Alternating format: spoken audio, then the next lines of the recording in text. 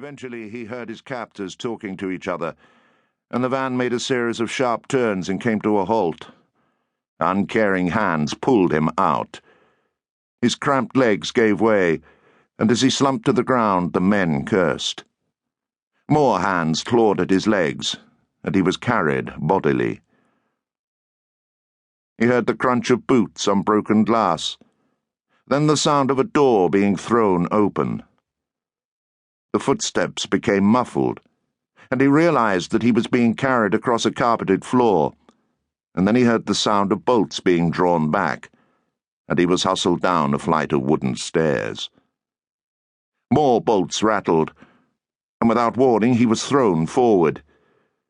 His legs were still weak, and he fell to the ground, his chest heaving from the effort of breathing through the thick, foul-smelling sackcloth. He heard the door crash shut behind him, and the grate of rusty bolts, and then he was alone in the cellar. More alone than he'd ever been in his life.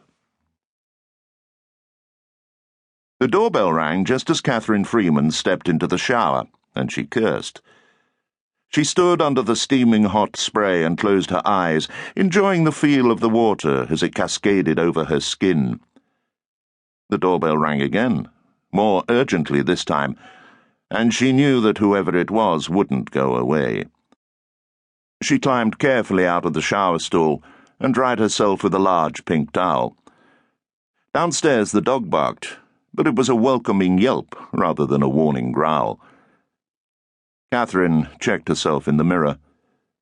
She tied her shoulder-length blonde hair up so that she wouldn't get it too wet in the shower, and she shook it free. "This had better be important," she told her reflection. The last thing she wanted was to go downstairs and find two earnest young men in grey suits asking her if she'd been saved. She pursed her lips and examined the skin around her neck.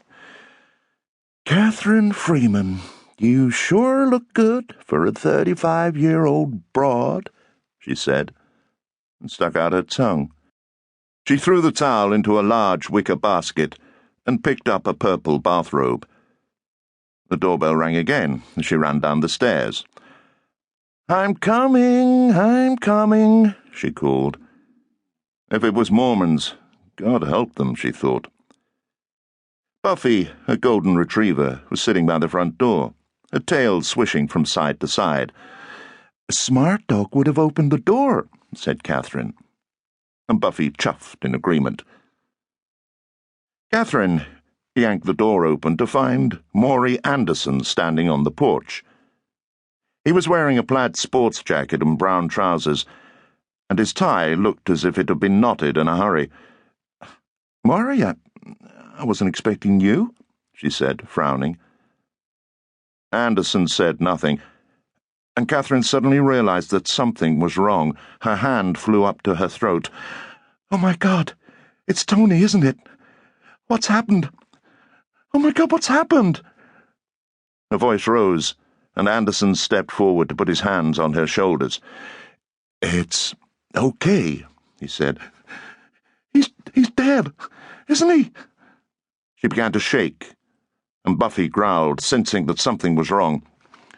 "No, he's not dead, I promise you, he's not dead. As far as I know, he's not even hurt," Anderson said. His voice was quiet and soothing, as if he were trying to comfort an injured child. Catherine pushed him away. "What do you mean? As far as you know? Maury, what's happened? Tell me." "Let's go inside, Catherine. Let's sit down."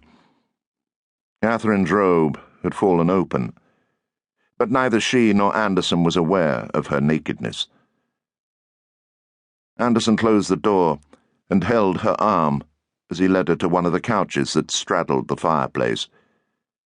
He sat her down, and then without asking, he went over to the drinks cabinet and poured her a large measure of brandy with a splash of Coke. He handed it to her, and she cupped it in both hands. She looked up at him, still fearing the worst. "Tony's been